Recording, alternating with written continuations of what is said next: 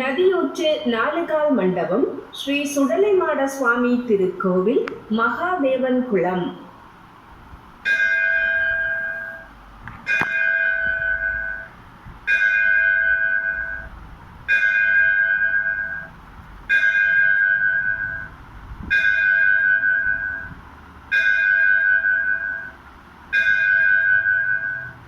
நேரம் காலை 8 மணி. இன்று ஜூன் மாதம் 28ஆம் தேதி சனிக்கிழமை. விஸ்வாச வருடம் உத்தராயணம், ஆனி மாதம் 14ஆம் தேதி, மேல் நோக்கு நாள். திதி காலை 9:54 மணி வரை வளர்பிறை திருதியை, பின்பு வளர்பிறை சதுர்த்தி. நட்சத்திரம் ஆயில்யம். சதுர்த்தி விரதம். உள்ளொளி காண்போம்.